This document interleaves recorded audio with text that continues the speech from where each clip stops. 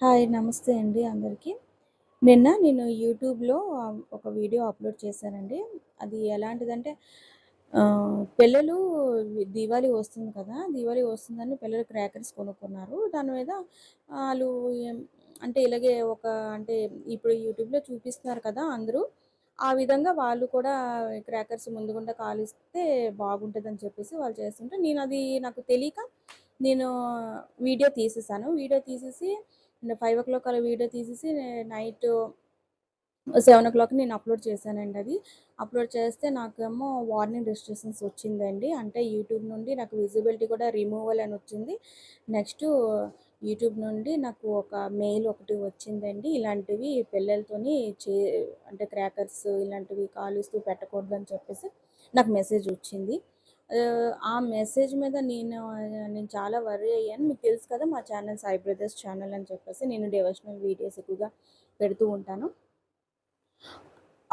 దీని మీద నేను ఛానెల్ ఏదో పిల్లలదని చెప్పేసి పెట్టేసాను గానీ, నాకంతగా తెలీదండి. పిల్లల ఛానెల్ ఇలాగా ఈ పెట్టకూడదు అని చెప్పేసి నేను పెట్టేసేసరికి నాకొస్తే నేను చాలా భయపడిపోయాను. ఇలాగే నాకు సబ్స్క్రైబర్స్ కానీ, వాచ్ అవర్ గానీ చాలా బాగుంది కదా! మానిటైజేషన్ అవుతదా? అవ్వదా? అనేసి కొంచెం భయపడి నేను అప్పీల్ చేశానండి.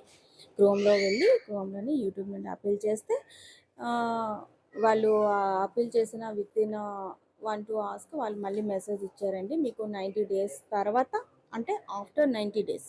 ఆఫ్టర్ 90 డేస్ తర్వాత మీ ఛానెలు బా పర్వాలేదు. ఓకే. అని చెప్పారండి.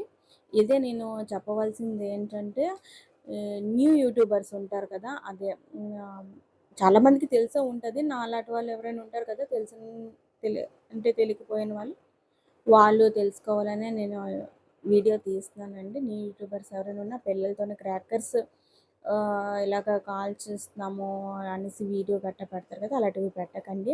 ఎందుకంటే మానిటైజేషన్ అవ్వదు ఈ యూట్యూబ్ నుండి. అలాగే మనకి రెస్ట్రిక్షన్స్ చాలా ఉంటాయి కాబట్టి నేనైతే అప్పీల్ చేశానండి యూట్యూబ్‌కి. అప్పీల్ చేస్తే వాళ్ళు ఓకే చేసేసి వార్నింగ్ రిజిస్ట్రేషన్ ఇచ్చారు కదా! అది 90 డేస్‌లోని ఫినిష్ అయిపోతది.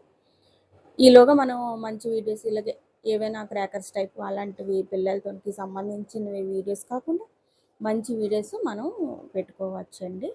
అందుకే నేను మీకు అందరికీ తెలియాలని చెప్పేసి నేను ఈ వీడియో తీసాను. నాకు జరిగినట్టు ఎవ్వరికీ జరగకూడదనేసి నేను కోరుకుంటున్నాను. తర్వాత మీ అందరికీ కూడా హ్యాపీ ధన్‌తేరస్, నరక చతుర్దశి శుభాకాంక్షలు. అలాగే దీపావళి శుభాకాంక్షలు. నమస్తే.